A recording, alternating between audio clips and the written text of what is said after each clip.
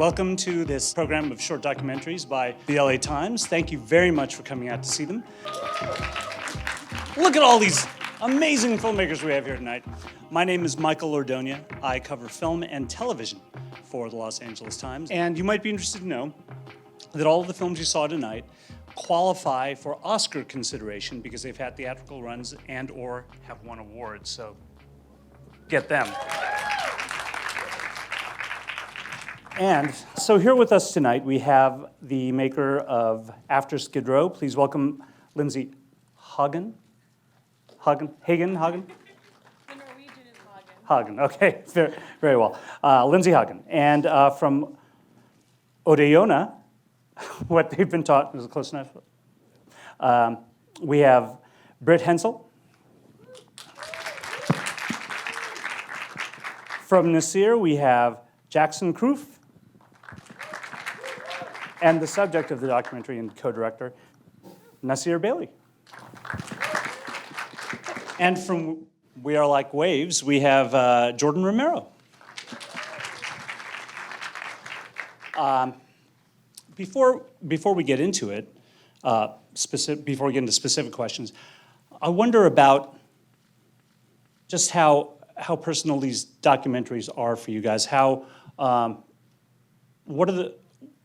What made you have to make these movies, since you likely didn't have a lot of external support? If anybody wants to say anything about what drove them to make it, I think we're all curious about that.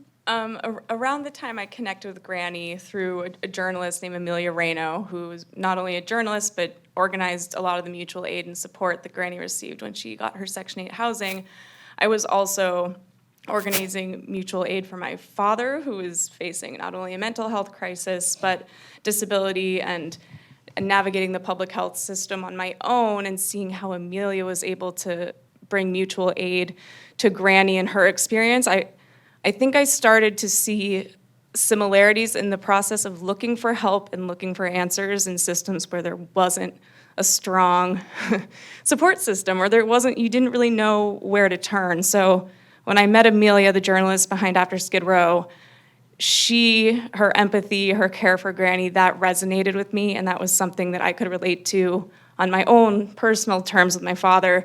And it was something that I wanted to share with the world, because when you do have people like that put the time in, that's where you see these success stories, which are rare, but when they happen, you get to see that there is life and potential after Skid Row. I think for me, I made this film with people from my community. So this wasn't like a story I had to go out and find. I just looked to the people, my friends, and the places that I come from. So I think it was a little bit unique in that way. But yeah, I mean, the funders of the film, Nia Taro, they had this idea about trying to amplify Indigenous voices. And so they had this idea that they would fund 7 different films from 7 different Native communities, all on the topic of reciprocity. And I was one of the 7. So yeah, this film was just something that I got to turn inward to make and look to people who I see all the time, or in our communities in Oklahoma and in North Carolina. So it was a little unique in that way.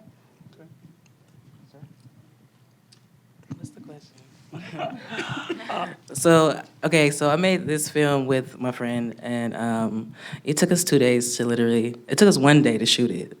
And we met up another day before that. We just have chemistry. We've been working together for about 8 years. And, I just wanted to tell my story, just a different outlook on coming out. It don't have to be such a sad sob story. Who care about the people who don't accept you? Come on now. And then, let it be. You know what I'm saying? Yeah, I think we had done a short film together and then wrote a feature together. And so we had gotten really close through these different collaborative processes. But from the time that we met till the time that we made Nasir, the film, a lot had changed about both of us and our identities and our relationship to representation and to making things. And so I think that we wanted to sort of put something out there that felt like coming from a very genuine place of love, and also something that involved an act of vulnerability across difference in some way. So Nasir's in conversation with two cisgendered cousins, and they don't have the same relationship to gender that he does. But I think that bridging that he's able to do and that invitation into his process that he's able to sort of shape and that we were able to shape through the film feels like an important conversation for any family to have. And I think it made me reflect a lot on conversations around gender and around identity with my family. And so I think that's sort of the energy we wanted to put out and drove us to kind of make something that was, intimate and simple and yet kind of spoke to across difference and across different families. Yeah, I grew up in New Mexico, which is a landlocked state. And so when I first moved to California, I really felt like I was chasing the California dream, and I was determined to learn how to surf. And I fell in love with it. And it's crazy because you'd think, at least I always thought, that California was like everybody surfed, all the girls surfed. And yet I was met with no one to teach me. And when I was in the water, I was always the only girl. And then to find this story in Sri Lanka and realize like how much higher the stakes are and the barriers were for Sanu and are to this day, I just felt attached to that story. And like, even though in California I don't have an entire culture against me, I really relate to Sanu in that like we're both dreamers and not afraid to do what it takes to make the dream happen. All right, well, I'd like to start with after Skid Row. You mentioned Amelia when you were in your comments, and I'm unclear on how she met Granny. I understand she was living on Skid Row at the time. Was she researching? How did that come about? So I wish Amelia were here to speak to this better. She's actually in South America, but she'll be here soon for reuniting. But Amelia had done traditional journalism for quite some time, and I think she became disenchanted with how extractive it started to feel. So she began playing a more hands-on role with the stories that she was reporting on. And so, yeah, she lived on Skid Row for like 6 months or so, Granny, and they met and formed a really beautiful friendship. They're still like in communication all the time, and have formed like a whole network of friends. So when I reached out to Amelia originally, because I knew she was doing a lot of humanitarian social impact work, she was like, I don't have any time to work with you, but I'm working on this story right now, and Granny just got her keys, and if you can be here in 2 days, it's happening.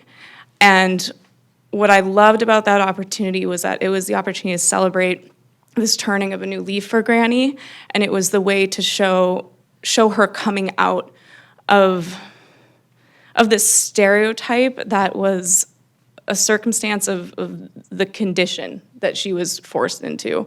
And I wanted to show the vibrancy of her life before homelessness, before experiencing homelessness, and the vibrancy that she had potential to continue to live and fulfill if given the tools, which is, in this case, the post-housing support. That was a long-winded answer, I'm sorry. That's a good answer. It's a complete answer. We should point out that the star of the documentary is here, Granny.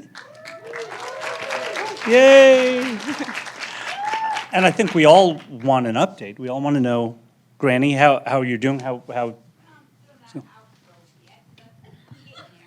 She said she's not housebroke yet, but she's getting there. But still in the same home. Right on, right? That's great news. Okay, Ordoña. You touch on this a little in your remarks that it's part of the Reciprocity Project, yeah. And I want to get this right. The opening voiceover by Tom Spelt, yeah. Talks about responsibility, talks about how there are consequences for everything. Mm-hmm. So I'd like to hear from you how reciprocity applies to this film, how it inspired your approach to the film. Yeah. Well, I started with Tom. He's a first language speaker. Cherokee is his first language. And so, yeah, when I got the prompt reciprocity, I went to him and I asked him, like, how do we say that in a language? And he laughed at me because people who know things about language, like, there's no real way to put English into Cherokee and Cherokee into English. It's sort of this worldview that our speakers are afforded that we as English first language speakers don't have. And he told me that, reciprocity is an action, it's not a word. And he did give me some words in Cherokee that sort of embodied that idea, but essentially what it got boiled down to was like, we never take without giving. And reciprocity is the way you treat someone. Reciprocity is like cyclical. It's embedded in the way we speak to each other. It's how we show up for one another when we're not asked. It's putting something down on the ground before you take something from the earth, like what you see. And that's like a very simple way. So yeah, but then I realized that that idea is baked into so many things that we do as Cherokee people. And so then I decided, okay, then I'm just gonna make a film about Cherokee people being Cherokees. And that's what you see there. And I think for maybe non-native audiences, I've had people tell me like, oh, wow, I didn't know that's what Native people look like or do, or these are, it's not Native. People don't see the film, and I think we have a long way to go in terms of accurate representation for Native communities. So it's been interesting to have people talk about that. But yeah, I think when it comes down to everything, it's just about our responsibility to one another, our responsibility to our community, and that's how if we did that, we lived life in that way, in a good way like that, good things could happen. And that does happen in our community, so that's what I hope to show. I wondered about the assembly of the film. I wondered if perhaps you started with his voiceover and then found the images that went with it, or you went some other way about it? It was really interesting. My editor is in the audience, Sally Pillay.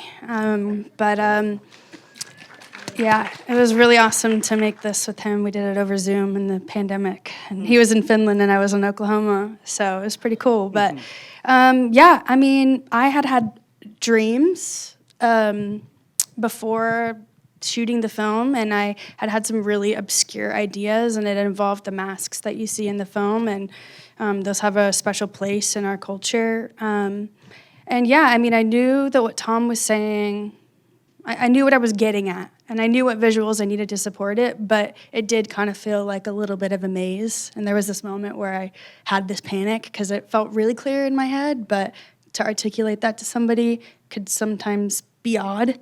And I just continued to just lean further into the obscurity or whatever it was that I was thinking and needing to do, and Sally got it. And but yeah, I think it was a hodgepodge between the visuals that you see, but also Tom being the anchor point. Some of those visuals speak directly to what he's saying, and then sometimes I like the way you described it right now. It's just Cherokee people being Cherokee people. For me, one of the most prominent examples of that was at the end with the masks.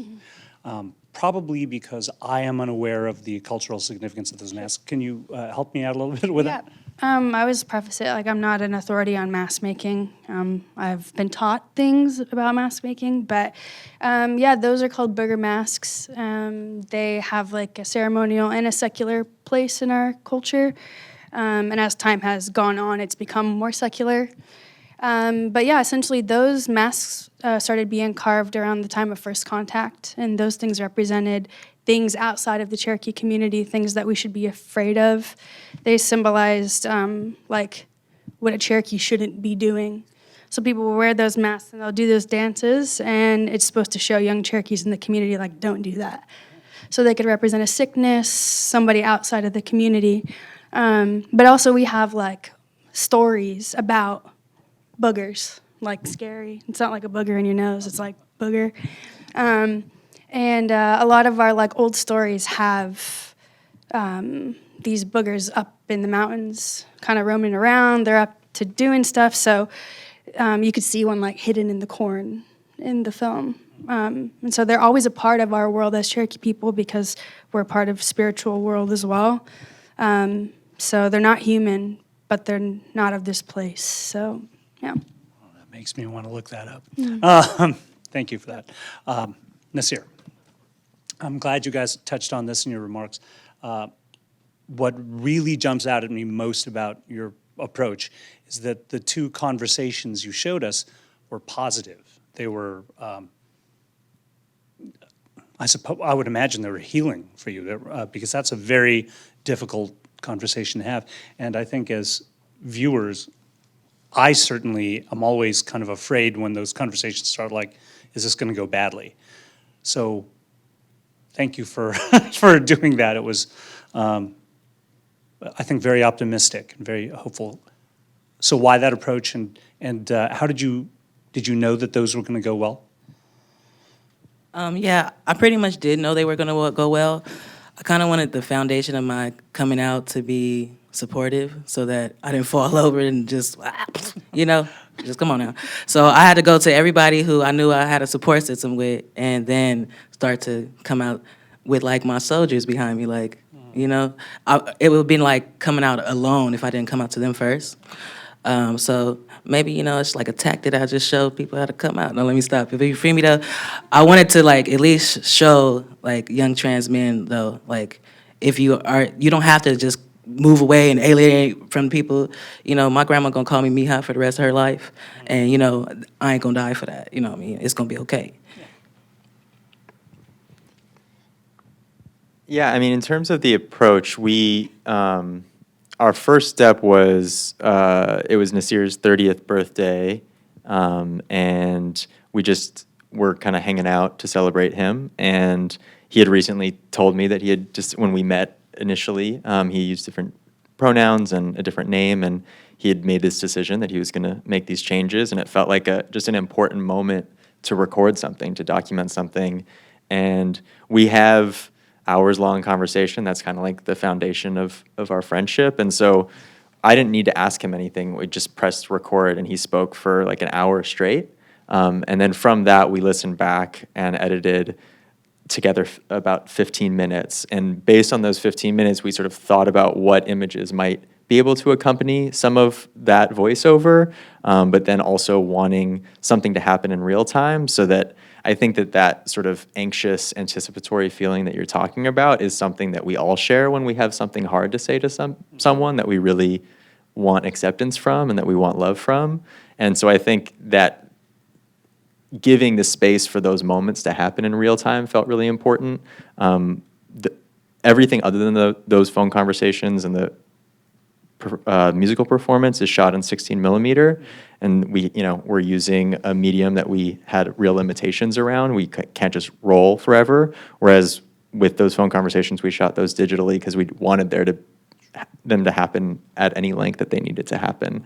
And so I feel like that feeling of making sure that you were going through the process of thinking through what are the questions I would ask, what are the things that, like Nasir said, like I might be, you're not going to always get the response that you want, but like humor and the ability to understand, like you're not, there's going to be compromise or there's going to be difference in terms of what acceptance looks like for each person. Sure.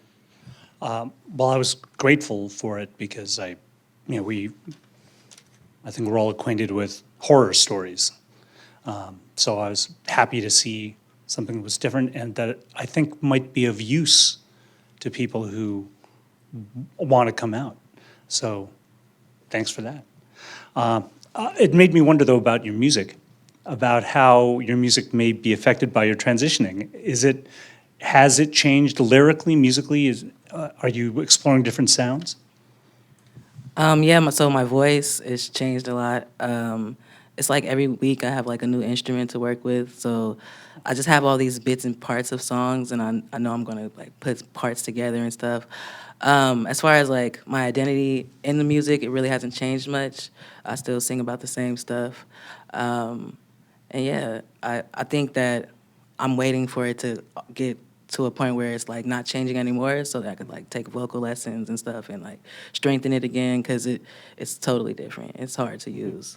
Has your lyrical content changed, though? No, not too much. I'm still a dreamer, and I'm still easygoing, and That's pretty much it. Before we get to We're Like Waves, your film also made me wonder about how people have been responding to your films. Any of you, have there been responses brought to you that were particularly important to you? A woman reviewed the film the other day, and her last line of the review said that this film helps you check your white privilege. And I agreed full-heartedly. And I've also had so many people say how in love they've fallen with Granny, just her charisma and spark and vibrancy. And I think, that's a no-brainer. I remember the first image and the first writing I ever saw from Amelia reflecting on her relationship with Granny. Like, she is a magnetic human, and I'm just, super grateful she's here to be able to sit and watch it with you all. I guess I'm just proud that my community is happy about it. I didn't get run out of town, so that was good.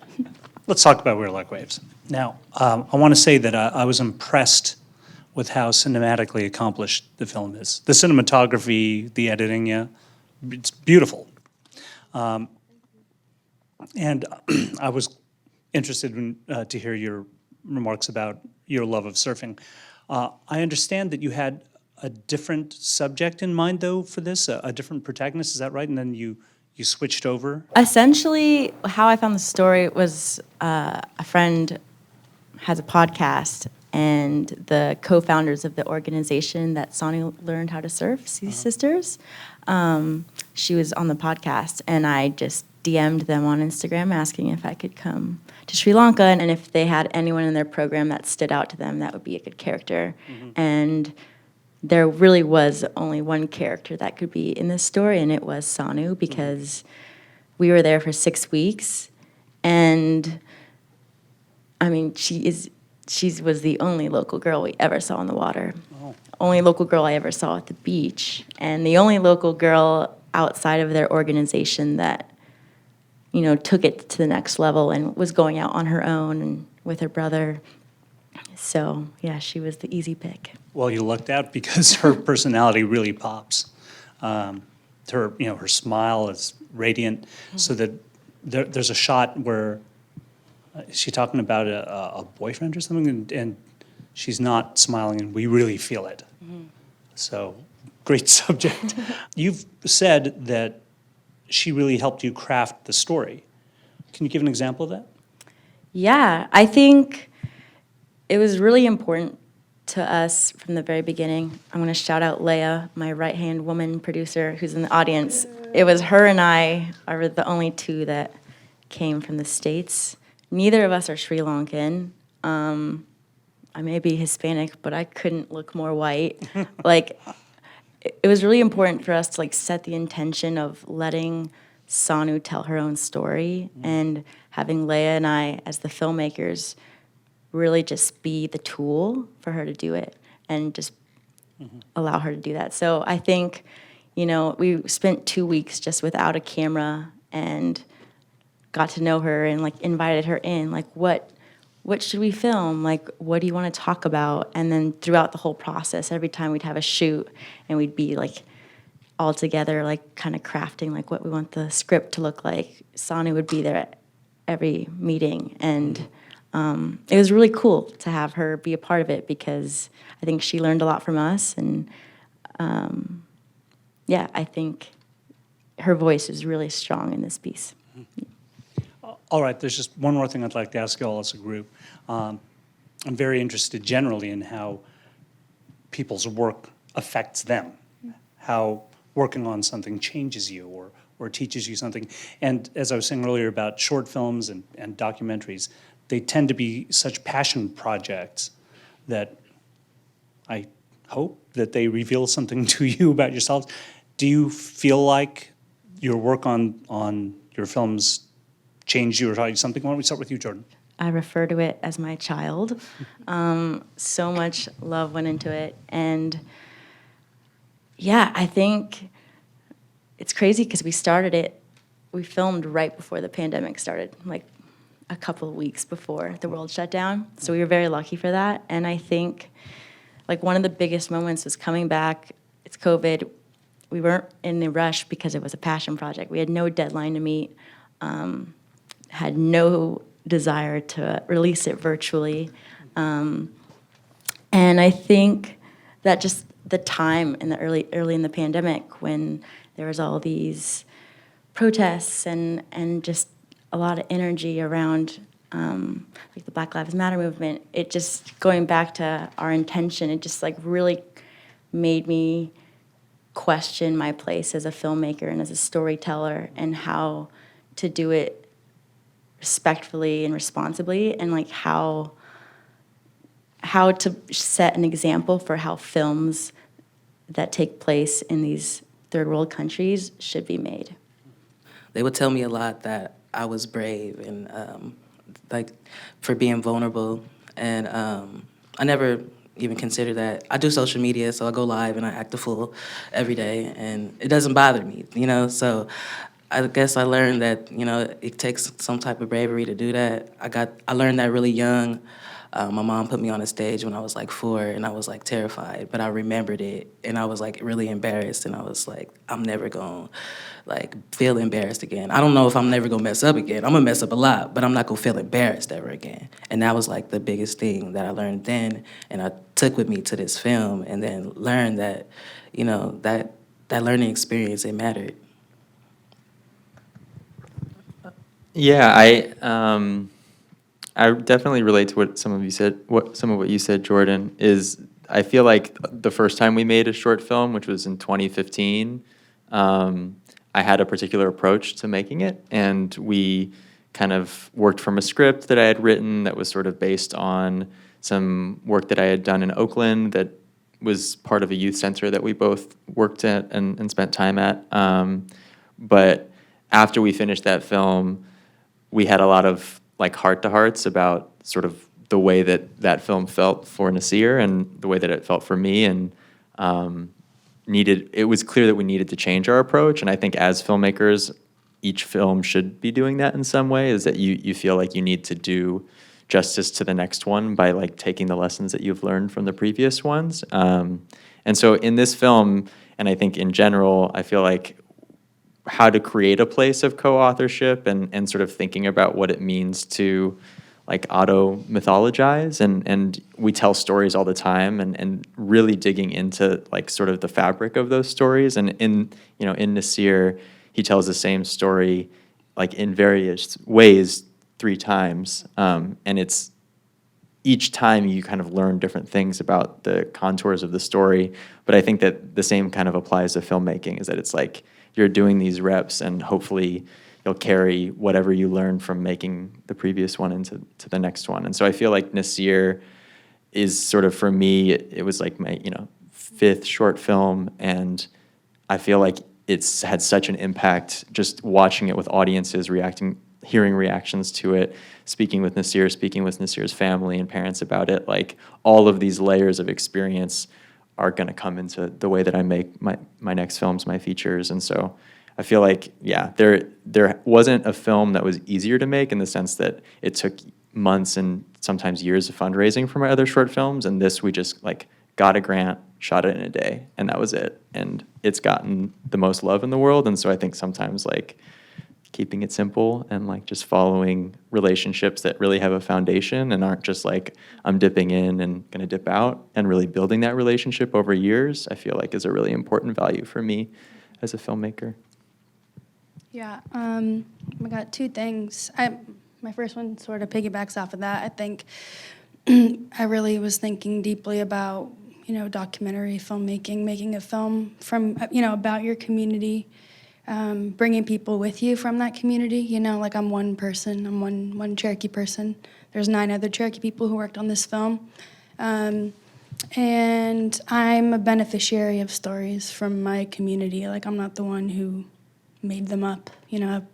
Tom Belt is the elder and the language speaker, and if I didn't have him giving me time to teach me and to share, I would have nothing, So I think that it's sort of made me not reorient. I think this is something that I think a lot about my responsibility as a filmmaker, and like to the community that I'm telling the story of, and it's mine, but Like, I have a responsibility to do good things with that, and it's not something I use for my benefit to move forward. It's something that I'm hoping to, like, make people proud and build people up and inspire people who grow up on the res where, you know, we are in Oklahoma and things like that. So yeah, I think there's just like much more weight involved in being a documentary filmmaker. Like, it isn't something we can just go take and make and shape as our own and then keep pushing. So I've been thinking a lot about that, and I think the success of this film made me realize how if you do approach filmmaking in that way, good things can happen when you take care of people. So I think that was a big lesson that I'm going to continue to lean into, and I think just trusting myself ultimately. Like, there were a lot of things that I did differently artistically with this film that I wasn't sure would make any sense. And I don't know, I think just trusting myself that what I'm seeing and feeling is correct, and those are things we should lean into. I think that was a big lesson for me, so. From the very beginning, even my first conversation, going back with Amelia to the beginning of all of this, it was very clear that empathy was the driving force, but it was empathy paired with action, and that, I think, is where the power came, not only in her storytelling ability, but my ability to see that empathy, feel it, emotionally feel it, and I'm not gonna lie, like, this project was daunting because I never fully understood how bad the homeless and housing crisis in Los Angeles truly was. And I think sometimes as a documentarian, you feel this pressure to know the subject matter so innately and know all the statistics, but I knew how I felt. And I knew that if I could lean into the skill set and the deep friendship that Amelia had, and I could bring what I had and be open to learning from her, that was an act of letting go and leaning into my team's strengths. Amelia conducted the interview with Granny.